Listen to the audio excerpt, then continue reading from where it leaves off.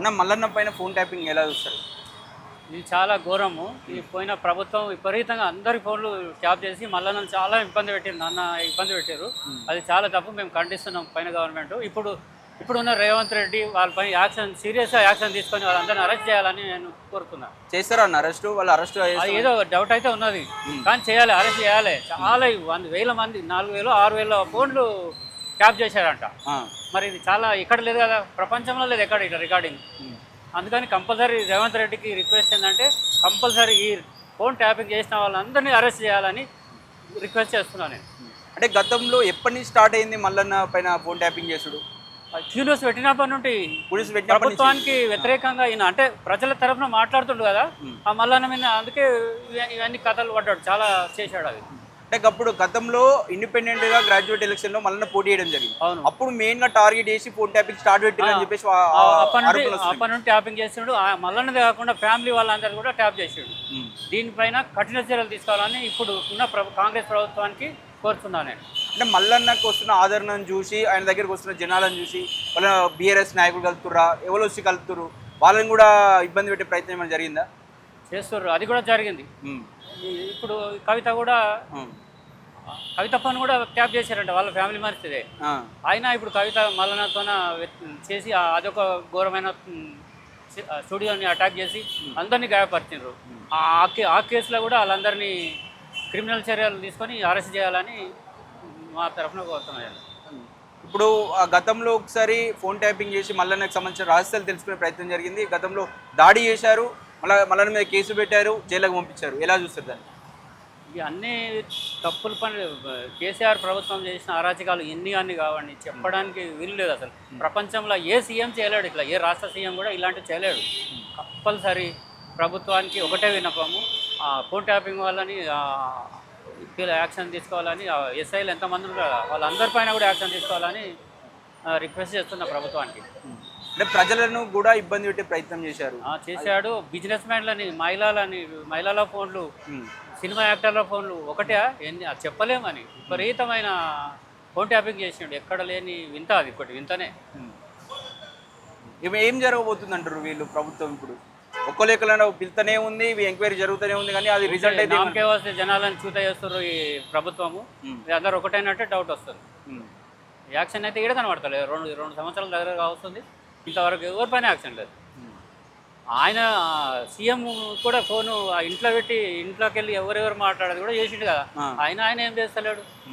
మరి ఆయన కూడా దృష్టి పెట్టాలని కోరుతున్నాను. ఈ మల్లన్న పైన దాడిని ఎలా చూస్తారు మీరు? తీవ్రంగా ఖండిస్తున్న. కవిత చాలా తప్పు చేసింది. కవిత ఇంత తప్పు కాదు, అదేదో పాత సామెత, తెలంగాణలో ఉన్న సామెతని ఆయన చెప్పాడు, అంతేగాని వేరే కాదు. అది ఎవరినడే చెప్తారు ఆ సామెత. అసలు రీజన్ అది కాదు. బీసీ ఉద్యమం లేదు, ఏం లేదు. ఆమె ఎగిరి గంతులు వేసుకుంటా, కలర్ వేసుకుంటా, అది కూడా పింక్ కలర్ తీసేసి సొంత కలర్ పెట్టినది. బీఆర్ఎస్ పార్టీకి సంబంధం లేకుండా ఆ తండ్రినే వ్యతిరేకించింది. వాళ్ళు సస్పెండ్ కూడా చేసేటట్లు ప్లాన్ చేస్తున్నారు. కూడా బొగ్గు గనులలో తీసేసారు. అది నిన్ననే జరిగింది. అది ఈ పప్పుల వేసాను పెట్టారు. ఇప్పుడు అన్ని కూడా తీస్తారు. అది నడుస్తుంది చర్చ, సస్పెండ్ చేయాలని చూస్తారంట. అది ఎక్కడ చెడిందంటే కవితకు, లేకపోతే అధికారం అన్న చెల్లెల మధ్య నేనే సీఎం కావాలి, ఇదే కావాలి. అది ఇంటర్వ్యూలో కూడా చెప్పిన అనుకుంటా, నేను సీఎం అయితే 10 ఏళ్ళ దాని తర్వాత ఏదో అన్నది. అది తప్పు. ఆమెకి ఎవరు సపోర్ట్ చేస్తలేరు. ఒక చిన్న వ్యక్తి, మామూలు వ్యక్తి కూడా సపోర్ట్ చేస్తలేరు. బీసీలంతా నా వైపు, ఒక్క బీసీ కాదు, వాళ్ళ ఇంట్లో సపోర్ట్ చేయమని ముందు వాళ్ళ అన్న, నాయన, వాళ్ళ మామ, వాళ్ళ ఇంకో తమ్ముడు ఉన్నాడు కదా, ఇద్దరు అన్నదో తమ్ముడు, ఎవరు సంతోష్ వాళ్ళంతా ఎవరికి అందరికి వ్యతిరేకమైంది ఆమె. 100% ఆమె జీరో అవుతుంది. రాష్ట్రం విడిచి వెళ్ళిపోయే పరిస్థితి కూడా వస్తుంది. ఆ స్టేజ్కి వచ్చింది, చేతులారా ఎడగొట్టుకుంది. ఇప్పుడు ఆమె క్వశ్చన్ ఇస్తా ఉంది, బీసీ కాకుండా బీసీల కోసం ఉద్యమం చేద్దా, బీసీల కోసం మాట్లాడుతా. ఆమె రూలింగ్ ఉన్నప్పుడు ఏం చేసిందని ఎంతమంది మహిళల్ని ఎంత ఇబ్బంది పెట్టారు. ఆనాడు కౌశిక్ రెడ్డి గవర్నర్ని ఎంత మాట్లాడింది, ఒక్కసారి మాట్లాడింది వచ్చి. అది కూడా తప్పే కదా. అంత పెద్ద పోస్ట్ ఉన్న గవర్నర్ని ఏదో మాట్లాడి ఎమ్మెల్యే, దాని గురించి ఒక్క మాట చెప్పలే. చాలా ఈ తప్పు వ్యవహారం. బీసీలు అంటేనే కోపం. ఆమె రూలింగ్ ఉన్నప్పుడు మొత్తం వెల్మా అందరు వెల్మలని ఆమె చోతుకు ఆమెతో పనిచేసిన వాళ్ళు చెప్తారు. వెల్మలు తప్ప ఎవరు మాకు నమ్మకంగా పనిచేయరు అని చెప్పిర్రంట. వాళ్ళు వచ్చి చెప్తారు ఇట్లా. మరి దానికి ఏమంటావు? బయటకో మాట, లోపటో మాట, కరెక్ట్ లేదు. ఆమె వల్లనే ఇప్పుడు 42% రిజర్వేషన్లు ప్రభుత్వం దిగొచ్చిందని చెప్పేసి ఆయన చెప్పారు. ఆమెది .1 కూడా లేదు, ఆమెకు సంబంధమే లేదు. వీళ్ళు రాహుల్ గాంధీ మీటింగ్లో 42% ఇస్తా అని చెప్పి కమిట్మెంట్ అయ్యిండు. రాహుల్ గాంధీ ఇదంతా రాహుల్ గాంధీ వల్లనే అయింది. ఈయన రేవంత్ రెడ్డి కూడా ఇష్టం లేదు. రాహుల్ గాంధీ వెనక ఉండి దగ్గర ఉండి చేపిస్తుంది ఇది. అయినా ఇది జియో ఇట్టి ఆర్డినెన్స్ చేస్తే సక్సెస్ అవుతుందా?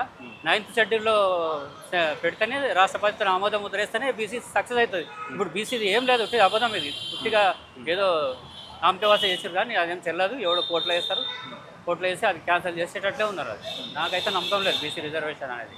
తెలంగాణలో బీసీ పార్టీ వస్తే ఎలా ఉండబోతుంది? బ్రహ్మాండంగా ఉంటుంది. ఎంతమంది ఎదురు చూస్తారు, పార్టీ ఎప్పుడు పెడతారా ఎప్పుడు దొరుకుతామని చూస్తారు. చాలా మంది చూస్తారు, ఒకరిద్దరు కాదు. అవును, అది సక్సెస్ అవుతుంది. ఉంది కదా, చాలా ఓపు ఉంది. మళ్ళీ సక్సెస్ అవుతాడు ఆయన. ఒక మళ్ళీ అంటే ఒక శక్తి, ఆయన సక్సెస్ అవుతాడు పక్కా సక్సెస్. అంటే వీళ్ళకు ఇప్పుడు బీజేపీ నుంచి కాంగ్రెస్ నుంచి బీసీ లీడర్ వచ్చి జాయిన్ అయ్యే అవకాశం ఉంటుందా? 100% ఉంటుంది. బీజేపీ అధ్యక్షుడే అసలు పెట్టలేరు. మంచి అవకాశం మల్లన్నకు ఎదగడానికి. అదే ఈటల రాజేందర్ పెడితే బీసీ ఎదగడానికి కొంచెం తక్కువ ఉండే, బీజేపీకి ఎక్కువ ఉంటుండే. ఇప్పుడు మల్లన్నకు మంచి అవకాశం రామచంద్రరావు ఉండేపటికి. అవునా? మా బీసీలకు చాలా ఎదురు చూస్తారు రామచంద్రరావు వచ్చిన.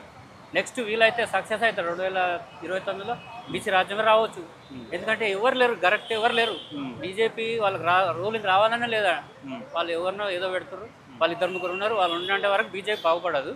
కంపల్సరీ మళ్ళీ 99% సక్సెస్ అయ్యే అవకాశం ఉంది. కాంగ్రెస్ పరిస్థితి ఏమంటారు? ఈ కాంగ్రెస్ పరిస్థితి చాలా వ్యతిరేకమైంది. జనాలు రియల్ ఎస్టేట్ పడిపోయింది. అంతా నడిచేదంతా రియల్ ఎస్టేట్ మీదనే. ప్రతి ఒక్కటి రేట్లు పెరుగుతున్నాయి, ఆడ ఇన్కమ్ లేదు. బిడ్డల పెళ్లి చేయాలంటే ఒక అమౌంట్ రావడం లేదు. చాలా ఇబ్బంది పడుతున్నారు జనాలు. ఏమి హైడ్రానో ఏమో తెలియదు. మంచి వాళ్ళకు కొలుస్తలేరు. ఫాతిమా కాలేజ్ పక్కన పెట్టిర్రు. పెద్ద పెద్ద 40 అంతస్తులు 50 అంతస్తులు అసలు దాని దగ్గర పోతున్నాడు. చెర్ల కట్టిండు అవన్నీ. ఇప్పుడు రఘు ఎన్నిసార్లు చూడలేదు, ఒకటి సమాధానం లేదు రఘు చేసిన వీడియోల మీద. ఆ అమీన్పూర్ పోతే మొత్తం చెరువు కాపుతా, చెరువు అంతా కాపుతా. ఇప్పుడు చుట్టుముట్టు నీళ్ళు అమ్ముకుంటారు. ఒకసారి రావాలి అక్కడ మీరు. విపరీతంగా ఉంది. ఎవరు చూసినా బోర్లు వేయాలి, వాటర్ అమ్ముకుంటారు. అమీన్పూర్ చెరువే మొత్తం ఆగమైంది. సగం చెరువు, భూములన్నీ మూసేసిర్రు. మొత్తం చాలా అన్యాయం నడుస్తుంది. అదేంది ఇంకొక గోల్డెన్కి పట్టణచెర్లే కాదు, అమీన్పూర్లో కూడా ఒకటి ఉంది. రావాలి. ఆ పార్క్ స్థలం ఒకటి కబ్జా చేసి నారాయణ చైతన్య కాలేజీ కట్టండి కదా, దాని పక్కకే ఉంటుంది ఇది గోల్డెన్కే అనేది. అది కూడా ప్రభుత్వ స్థలమే. మేము పోయి మాట్లాడితే వాడు సమాధానం ఇస్తలేడు. రఘు చూసిండు కదా, ఒకసారి రఘు దగ్గర వెళ్దామంట కదా. ఇప్పుడు మామూలుగా చూస్తూ ఉంటే బీసీ పార్టీ వస్తే బీఆర్ఎస్కి భయం అవుతుంది. ఎందుకంటే వాళ్ళు మొత్తం వాళ్ళ ఫ్యామిలీ ఉంటుంది, మొత్తం ఉంటుంది. వాళ్ళకి ఇబ్బంది అవుతుంది అని చెప్పేసి ఈ అటాక్ అవ్వచ్చా? 100% ఇబ్బంది అవుతుంది. బీసీ పార్టీ పెట్టితేనే ఇక వాళ్ళు ఇమ్మీడియట్గా బీఆర్ఎస్ ప్రభుత్వం వెనుకబడిపోతుంది. పార్టీ అనౌన్స్ చేసే ఆలోచన ఉంది. ఎవరైనా ఇక్కడ రెడీ అయిపోతారు దాంట్లో పార్టీలు రావడానికి. ఈసారైనా ఏకమయ్యే అవకాశం ఉందా? బీసీలంతా ఏకం చేయాలి. మళ్ళీ కూడా రిక్వెస్ట్ చేస్తున్నా, అందరినీ ఏకం చేయాలని కోరుకుంటున్నా. మనోడు కేసీఆర్ అంటుండే కదా తెలంగాణ రాకముందు, కొంత పురుగునైనా ముద్దు పెట్టుకుంటా. అవును, ఆ మళ్ళీ కూడా అట్లా వెళ్ళాలని నేను కోరుకున్నా. ఎవరైనా సరే బీసీలు పోవాలి, ట్రై చేస్తున్నాడు. ఇక నేను కూడా చెప్తున్నా రావాలని. ప్రతి ఒక్కరిని తీసుకోవాలి. ముందు అధికారం రావాలి. బీసీ అధికారం వచ్చినాక ఏమైనా ఉంటే అప్పుడు చూసుకుందాం. ముందుగా అధికారం అయితే రావాలి బీసీ. ఫోన్ ట్యాపింగ్ సిట్టు నోటీసులు ఇవ్వడం జరిగింది. ఈరోజు రావడం జరిగింది. గత ప్రభుత్వం 10 సంవత్సరాలలో మొత్తం అక్రమాలు, అన్యాయాలు, ఈ ఫోన్ ట్యాపింగ్ లీడర్లై మొత్తం ఒక తీన్మార్ మల్లన్న కాదు, ఎంతో చాలామంది లీడర్లు, నిన్న మన వట్టేజానయ్యని కూడా పిలిచారు. ఇట్లా చాలామంది లీడర్లు ఎంతోమందిని ఫోన్ ట్యాపింగ్ చేశారు. ఇదే కేటీఆర్ గారు లీడర్లని, హీరోయిన్లని ఇట్లా ఇప్పుడు ఒక సమంత, రకుల్ ప్రీతి సింగ్ ఇలాంటి వాళ్ళని ఫోన్ ట్యాపింగ్లు చేసి వాళ్ళ వాయిస్లు విని వాళ్ళు ఎవరితో మాట్లాడుతుర్రు అని ఆ హీరోయిన్లను బ్లాక్మెయిల్ చేయడం జరిగింది. అదేవిధంగా లీడర్లు ఇట్లా ఎవరితో టచ్లో ఉంటుర్రు ఏంది మల్లన్న బీసీ వాదం ఎత్తుకున్నాడు, ఎమ్మెల్సీగా గెలిచిండు. ఈ బీఆర్ఎస్ ప్రభుత్వం ఏదైతుందో ఆ ఎలక్షన్లకు బిఫోర్ ఈ ఫోన్ ట్యాపింగ్ చేసి ఇట్లా మొత్తం అందరిని లీడర్లని ఇదంతా చేసి అక్కడ చాలా దుర్మార్గం ఇది. ఫోన్ ట్యాపింగ్ ఎట్లా చేస్తారు? అవును, ఒకళ్ళు వ్యక్తిగత స్వేచ్ఛను హరించినట్టే కదా. నేను మల్లన్న మీద ఫోన్ ట్యాపింగ్ స్టార్ట్ అయింది ఏదైతే గ్రాడ్యుయేట్ ఎలక్షన్లో పోటీ చేశాడో ఇండిపెండెంట్గా, అప్పటి నుంచి స్టార్ట్ అయిందని చెప్పేసి ఆరోపణలు వస్తున్నాయి. మీరేమంటారు? అవును, అది వాస్తవమే కదా. ఎప్పుడైతే మల్లన్న గ్రాడ్యుయేట్ ఎలక్షన్లో గెలిచిండో అప్పటి నుంచే ట్యాప్ చేసారు. మల్లన్న దగ్గరికి ఎవరు వస్తారు, మల్లన్న ఏం చేయబోతుండు ఏంది అనేది అంతా వీళ్ళు ఫోన్ ట్యాపింగ్ ద్వారా మొత్తం సమాచారం ఉన్నది వాళ్ళ దగ్గర. ఏమైనా ఇబ్బంది పెట్టే ప్రయత్నం జరిగిందా మీ టీం? అరే ఇప్పుడు మల్లన్న దగ్గర మీరు ఎందుకు పోతురు అని చెప్పేసి ఆ మల్లన్నతో తిరిగే వాళ్ళని కావచ్చు, మల్లన్న కలిసే వాళ్ళని కావచ్చు, మన ఇబ్బంది పెట్టారా? అట్లయితే ఇబ్బంది ఏం పెట్టలేదు, కానీ దాడులు చేసారు. మల్లన్న ఏంది ప్రతిరోజు నిత్యము అక్కడ సమస్యల మీద, వీళ్ళ మీద, టీఆర్ఎస్ నాయకుల అక్రమాల మీద ప్రతిరోజు పూసగుట్టినట్టు చెప్తుండు. వాళ్ళు అది తట్టుకోలేకపోయారు. వాళ్ళ అక్రమాలు బయట పెడుతుంటే అది తట్టుకోలేక దాడి చేసిర్రు. అప్పుడు దాడి చేసిర్రు, నిన్న చూసినావు కదా. గత 3 రోజుల క్రితం ఇట్లా కవిత జాగృతి మనుషులు వచ్చి ఆఫీస్ అంతా ధ్వంసం చేసి మొత్తం రక్తం. ఎంత దుర్మార్గం ఇది! అసలు ప్రజాస్వామ్యంలో ఇది కరెక్టేనా? నువ్వు ప్రజాస్వామ్యంలో ఏదన్నా ఉంటే ఖండించాలి. ఆరోపణలు చేస్తే మీరు దాన్ని ఖండించాలి. నువ్వు ఒక ముఖ్యమంత్రి బిడ్డవు, గా మాత్రం సోయి లేదా? ఇలా దాడులు చేయడం ఎంతవరకు కరెక్ట్? అది అంటే మేము నిరసన తెలిపేందుకు వచ్చినామని చెప్తా ఉంది కవిత. మా వీడియోలు చూస్తారు. నిరసన తెలిపే వాళ్ళు రాడ్లు కట్టెలు తీసుకొని వస్తారా? మీరు అక్కడ చూసిర్రు, గన్మెన్ని కొడుతుర్రు. మరి నిరసన తెలిపినట్టు అది? దానికి ఫైరింగ్ చేస్తారా అనే మాట కూడా ఉంది. ఫైరింగ్ అంటారా? ఇప్పుడు వాళ్ళు చంపుతామని నినాదాలు చేసుకుంటూ వస్తారు లోపలికి. మళ్ళీ నన్ను చంపుతామని నినాదాలు చేసుకుంటూ వచ్చి గన్మెన్ మీద దాడి చేస్తుంటే లోపలికి అన్న మీదకి రావాలని వస్తున్నప్పుడు మరి ఏం చేస్తారు? మరి కాపాడుకోవాలి. ప్రాణం ఎంతసేపు ప్రాణం, ఒక క్షణం కాదు, ప్రాణం పోదు. మరి ఫైరింగ్ చేయక ఏం చేస్తారు? కాపాడుకోవాలి, ఒక వీఐపీని కాపాడుకోవాలి కదా వాళ్ళకి. ఇట్లా గన్మెన్లు వాళ్ళు రావడమే కవిత జిందాబాద్, తిన్మార్ మల్లన్న అనే సంపుతం అనేసి నినాదాలు చేసుకుంటూ వచ్చారు లోపలికి. మొత్తం రౌడీలు డబ్బులు ఇచ్చిందంట వాళ్ళకి. డబ్బులు ఇస్తే ఇలా డబ్బులకు ఆశపడి వచ్చారు ఆ జాగృతి ఆడోళ్ళు. అంటే ఈమె ఏం చేస్తుంది? రౌడీజమా? రౌడీలను తయారు చేస్తుందా? ఇట్లా రౌడీలను తయారు చేసి ప్రశ్నించే వాళ్ళ మీదకి పంపిస్తుందా? ఏమన్నాడు? మంచం పొత్త కంచం పొత్త అన్నాడు. అదొక సామెత. అలా అయ్యా దాన్ని బుక్కు ద్వారా తీసింది సామెత. అయ్యల మంచం పొత్త అంటే మా పిల్లని మీకు ఇయ్యం, మీ పిల్లని మాకు ఇయ్యము. మరి వాళ్ళతోటి మాకు మంచం పొత్తు ఎట్లయితుంది? వాళ్ళు వెలుమలతోటి మా బీసీలకు మంచం పొత్తు ఏడుంటుంది? అంటే ఇప్పుడు ఆమెకేంది మంచం పొత్తు లేదు, కంచం పొత్తు లేదని అంటే ఉందంటే ఆమెకు సంతోషమా? మీతోటి మంచం పొత్తు ఉంది, మాకు కంచం పొత్తు ఉంది అంటే సంతోషమా?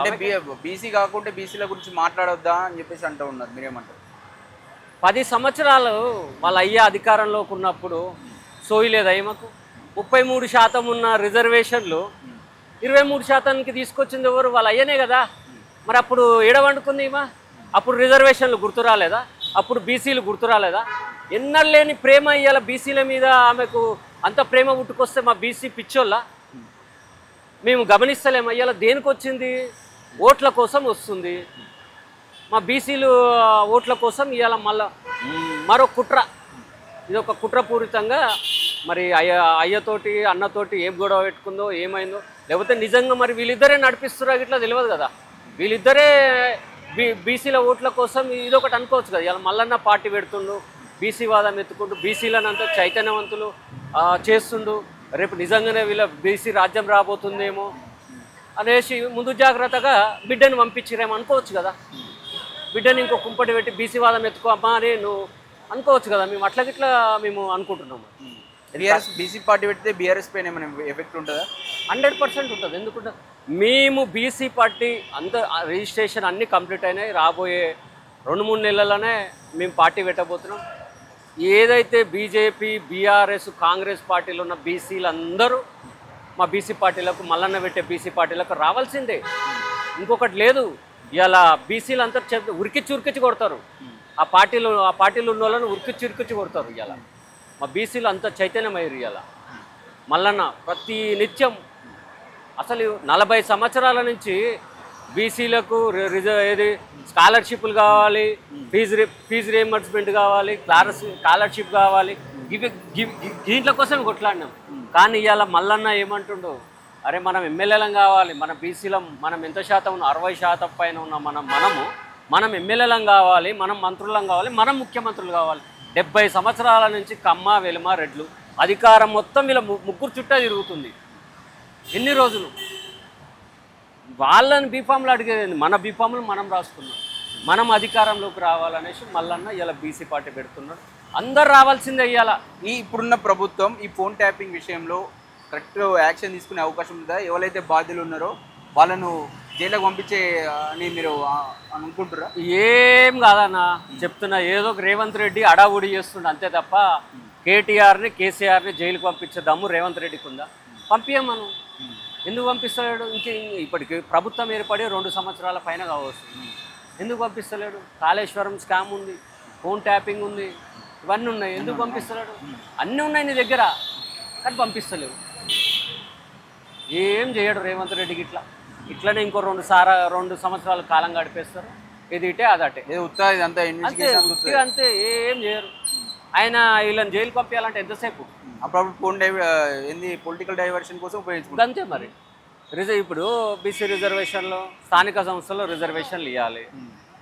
మంత్రివర్గం ఆర్డినెన్స్ ద్వారా మేము రిజర్వేషన్లు ఇస్తామని అంటారు. ఆర్డినెన్స్ ద్వారా రిజర్వేషన్లు వస్తాయి. ఎట్లా వస్తాయి? రావు. అప్పుడు కేసీఆర్ కూడా ఆర్డినెన్స్ ద్వారానే చేస్తే ఏమైంది? హైకోర్టు మొట్టికాయలు వేస్తే మళ్ళీ 33 ఉన్న రిజర్వేషన్లు 23కి వచ్చినాయి. మేము ఎట్లా నమ్ముతాం మళ్ళీ ఆర్డినెన్స్ ద్వారా రిజర్వేషన్లు వస్తాయంటే?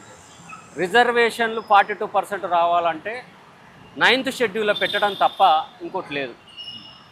మా బీసీలు కూడా గమనించాలి. ఆర్డినెన్స్ ద్వారా రిజర్వేషన్లు రావు. ఇదేంటంటే కేవలం మభ్యపెట్టే ప్రయత్నమే తప్ప 9th షెడ్యూల్ ఇవాళ వీళ్ళు ఏమన్నారు ఎలక్షన్లకు ముందు? మేము బీసీలకు 42% రిజర్వేషన్లు ఇస్తాము, 42% కాంట్రాక్ట్లు ఇస్తాము అన్నారు. ఇప్పుడు సరే, ఈ రిజర్వేషన్లు కేంద్ర ప్రభుత్వం చేతులు ఉంది 9th షెడ్యూల్లో పెట్టాలని. ఇలా బీసీలకు మంత్రులని చేయొచ్చు కదా, వాళ్ళ చేతులు ఉంది కదా. ఎందుకు చేస్తలేరు? వాళ్ళ చేతులు ఉన్న పనే చేస్తలేరు. చేతిలో లేని పని చేస్తామంటే మేము నమ్ముతామా? మేము నమ్మే పరిస్థితిలో లేము. 100% మల్లన్న ఆధ్వర్యంలో బీసీ పార్టీ రాబోతుంది. ఇలా మల్లన్నకు ఎస్సీ, ఎస్టీ, బీసీ, మైనారిటీ అన్ని సంఘాలు మద్దతుకున్నాయి. మీరు చూస్తున్నారు, దాడి జరిగిన కానించి దారి కట్టిరు వేలాది మంది ఎస్సీలు, ఎస్టీలు, బీసీలు, మైనార్టీలు కూడా అన్నకు మద్దతు తెలుపుతున్నారు. ఇలా తీన్మార్ మల్లన్న ఇన్ని రోజులు 40 సంవత్సరాలు బీసీ ఉద్యమం నడిపిరని కొంతమంది చెప్పుకుంటారు. కానీ 40 సంవత్సరాలు శత్రువు కూడా చూపెట్టలేదు. ఇలా మల్లన్న మన శత్రువు వీడు, మనల్ని మోసం చేస్తుంది వీడు అని మా శత్రువుని ఎవరో చూపించి మనం కొట్టాల్సింది వీడిని అని మన శత్రువుని ఎవరో చూపెట్టిండు. కాబట్టి ఇప్పుడు మళ్ళీ మీరు రెడ్లు అంటారు కదా, అందులో కూడా పేదలు ఉంటారు కదా. మేము 100% ఓసీలలో పేదలను కూడా మా పార్టీకి వాళ్ళకు కావాల్సిన రిజర్వేషన్లు వాళ్ళ కోసం మేము 100% వాళ్ళ శాతానికి వాళ్ళ వాటా ఏందో వాళ్ళకి ఇస్తాం. ఇలా నైట్ ఈడబ్ల్యూఎస్ రిజర్వేషన్లు తీసుకొచ్చి అమలు చేస్తారు 10%. మరి 42% ఏమో ఇన్ని అడ్డంకులు. మరి అదే అగ్రకులాలకు ఈడబ్ల్యూఎస్ రిజర్వేషన్లు రాత్రి తెచ్చారు. అంటే ఎందుకు తెచ్చారు? అధికారంలో ఉన్నది వీళ్ళు, ఆడ కూర్చున్నది వీళ్ళు కాబట్టి వాళ్ళు తెచ్చుకుంటారు. ఇలా మా బీసీలకు రిజర్వేషన్లు ఇవ్వాలంటే ఇంత కొట్లాడాల్సి వస్తుంది. వాళ్ళ ఈడబ్ల్యూఎస్ రిజర్వేషన్లకు కూడా కొట్లాడిండి ఎవరన్నా బయటకు వచ్చిందా? రాత్రి చేసుకుంటారు. అందుకే మేము అక్కడ ఉండాలి. అధికారంలో మేము పెట్టే పొజిషన్లో మేము ఉండాలి. అధికారంలోకి మేము వస్తే అప్పుడు మా రిజర్వేషన్ 42% ఏంది, 65% ఇచ్చుకుంటాం. మా జనాభా వాటా తగ్గట్టు మేము ఇచ్చుకుంటాం. ఎస్సీల వాటా తగ్గట్టు ఎస్సీలకు ఇస్తాం, ఎస్టీల వాటా తగ్గట్టు ఎస్టీలకు ఇస్తాం, మైనార్టీల వాటా తగ్గట్టు మైనార్టీలకు ఇస్తాం, ఓసీల వాటా తగ్గట్టు వాళ్ళకి ఇట్లా ఇస్తాం. సామాజిక న్యాయం ఒక బీసీ ముఖ్యమంత్రి ద్వారానే జరుగుతుంది. బీసీ ఎమ్మెల్యేలు, మంత్రులు ఉంటేనే జరుగుతుంది తప్ప వీళ్ళని మేము నమ్మే పరిస్థితుల్లో లేము. 70 సంవత్సరాల నుంచి మోసపోతున్నాం. ఇంకెన్ని సంవత్సరాలు మోసపోవాలి? మా బీసీలు కళ్ళు తెరిచిరు. ఇవాళ వాళ్ళ ఆటలు సాగవిగా. బీసీ పార్టీ రాబోతుంది. 2028 బీసీ పార్టీ అధికారంలోకి రాబోతుంది.